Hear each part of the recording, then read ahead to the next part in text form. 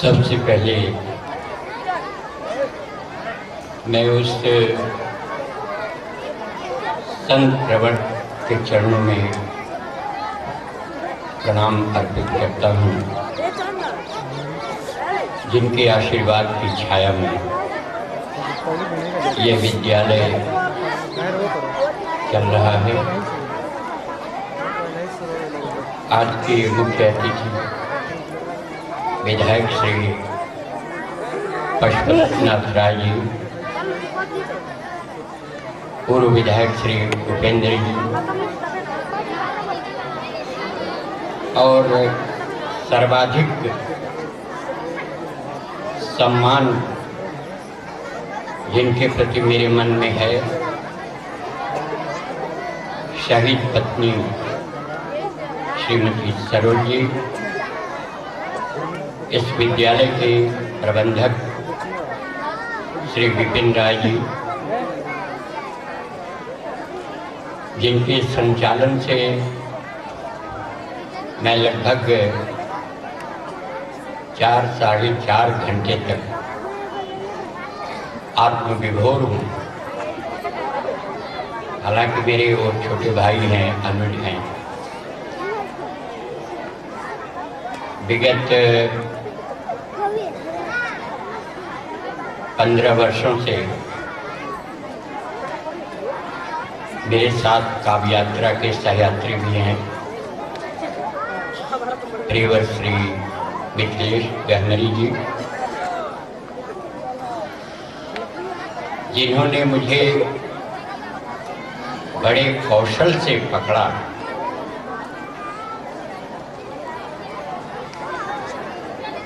साहित्य में जिन्होंने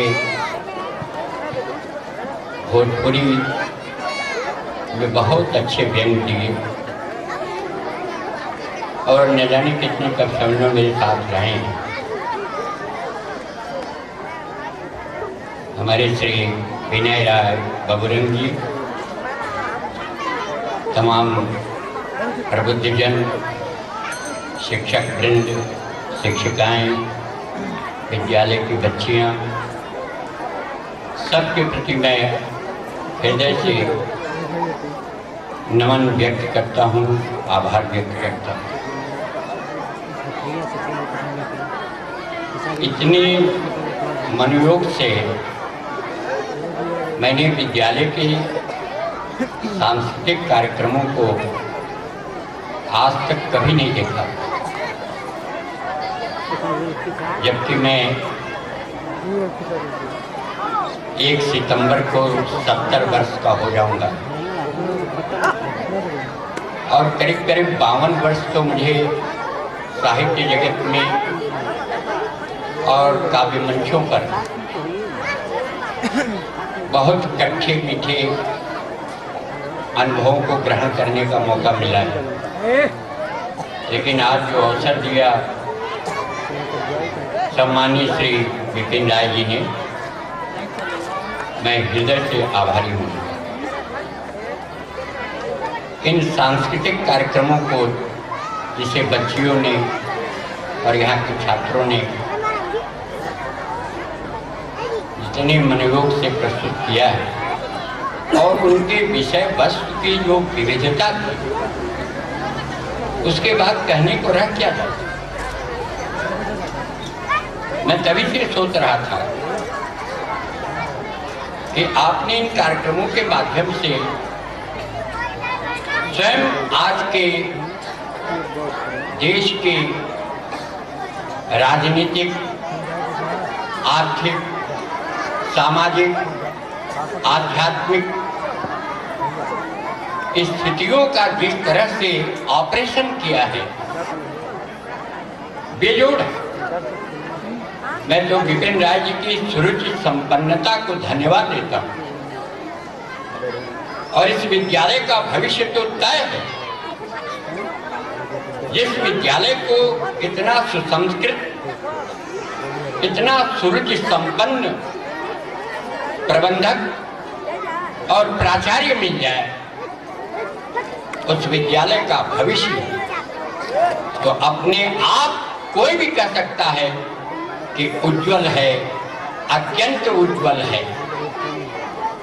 मैं शुभकामना देते हुए यह बात कह रहा हूँ आपसे। मुझे एक छोटा सा संदर्भ याद आता है। जिन दिनों पंडित जवाहरलाल नेहरू जी इस देश की प्रधानमंत्री हुआ करती थी, राज्यसभा के नामित सदस्य, हिंदी जगत के सूर्य और अपने युग के प्रणेता रचनाकार डॉक्टर रामधारी सिंह दिनकर राज्यसभा के सदस्य थे। बातचीत करते हुए दोनों व्यक्ति संसद भवन में जा रहे थे और सीढ़ियां चढ़ते चढ़ते एक बैग पंडित नेहरू के पांव थोड़ा लड़खड़ाए और वो गिरते गिरते बचे। तब तक दिनकर जी ने उन्हें पकड़ लिया। नेहरू जी ने उनके प्रति धन्यवाद ज्ञापित किया और कहा कि आज आप न होते तो हम निश्चित गिर जाते। दिनकर जी ने कहा कि आज मैंने कोई नया काम नहीं किया है।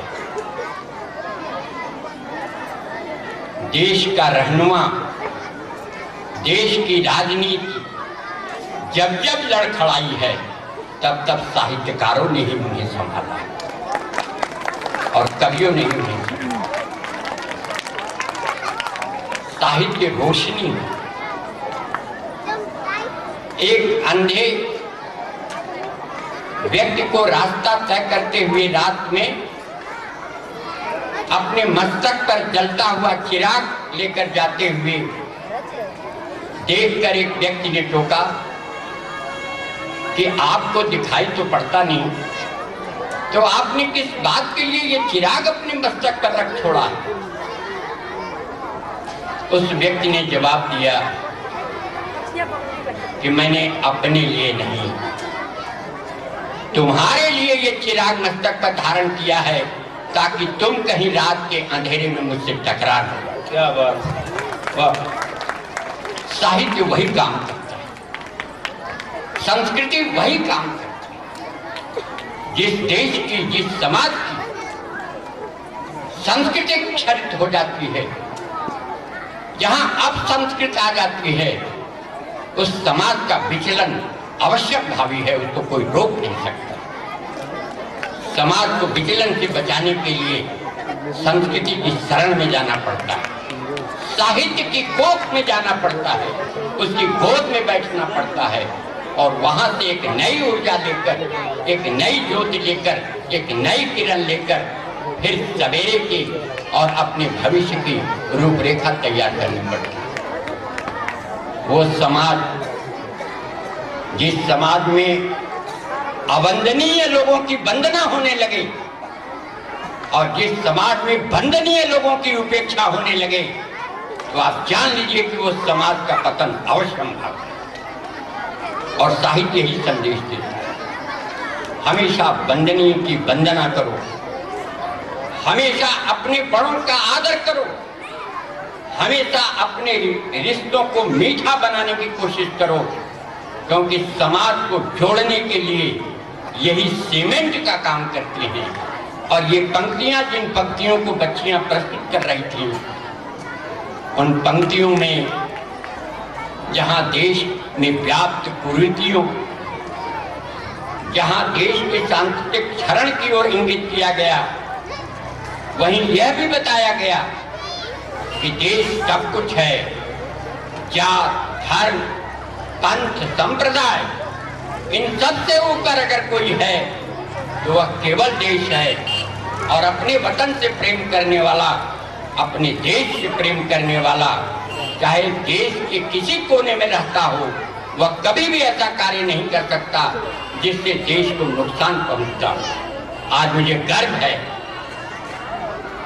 शहीद पत्नी श्रीमती सरोज जी जैसे नारियों पर, और सरोज जी ने बहुत अच्छी बात कही और सही बात कही है कि शहीद की पत्नी कभी विधवा नहीं। विधवा तो वो होती है जो अपने स्वार्थों के दायरे में रह करके अपना पति खो देती है। जो नारी, जो पत्नी अपने देश की मर्यादा और देश के गौरव की रक्षा के लिए अपने पति का बलिदान करती है, उसे विधवा कहना सधवा का अपमान।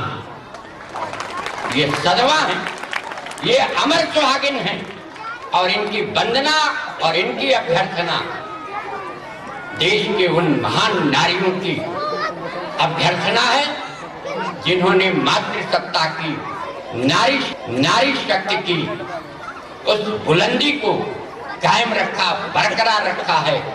ऐसी नारियों से ही यह देश सुरक्षित है। मैं इस विद्यालय में आकर आज बहुत प्रसन्न हूँ। मेरा आना यहाँ सार्थक हुआ। हालांकि यात्रा मुझे बहुत सवेरे करनी पड़ी। मैंने तो सोचा था कि कब सम्मेलन में रात को अपने कवि की भूमिका में रहूंगा, लेकिन बबुरंग जी की और हमारे प्रियवर श्री विपिन राय जी की कुछ ऐसी स्नेहमयी विवशता या पकड़ थी, मेरे ऊपर दबाव था कि मुझे आना पड़ा। और आने के बाद मुझे लगा कि मैंने ये जो 4-5 घंटे जिए, ये मेरे जीवन के सार्थक क्षण थे। मैंने सार्थकता के साथ जिया है। मैं इस विद्यालय के उत्तरोत्तर उन्नति के लिए बाबा विश्वनाथ से प्रार्थना करता हूँ और साथ ही यह भी प्रार्थना करता हूँ कि विपिन राय जैसे सुरुचि संपन्न प्रबंधक, प्राचार्य अगर हर स्कूल को मिल जाएं तो सचमुच जो हमारी आने वाली पीढ़ी है वह देश की संस्कृति, देश की मर्यादा, देश के गौरव की रक्षा करने में अत्यंत सफल पीढ़ी मानी जाएगी। मैं भी एक विद्यालय का प्रबंधक हूँ, आर्य महिला इंटर कॉलेज बालिका विद्यालय का ही मैं प्रबंधक भी हूँ। विगत 2-3 वर्षों से कार्य देख रहा हूँ, लेकिन समय भाव के कारण मैं उतना नहीं देख पाता।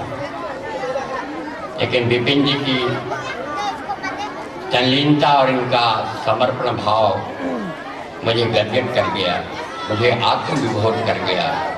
इसी गदगद भाव से, इसी आत्मविभोर भाव से मैं उन्हें आशीर्वाद देता हूँ कि वो चिरंजीवी हो, दीर्घजीवी हो, उनकी सुरुचि संपन्नता बनी रहे, उनमें सांस्कृतिक चेतना की वह लौ अखंड रूप से जलती रहे, ताकि वह इस विद्यालय के माध्यम से देश की अपसंस्कृति को एक झटका दे सकें, उसे झकझोर सकें और इस देश को, इस समाज को एक नए रास्ते पर, नव निर्माण के रास्ते पर ले चलने के लिए बाध्य कर सकें। इन्हीं शब्दों के साथ मैं बार बार आपका वंदन करता हूँ, अभिनंदन करता हूँ और अपनी शुभकामना व्यक्त करता हूँ इस विद्यालय की उन्नति और तरक्की के लिए। बहुत बहुत धन्यवाद।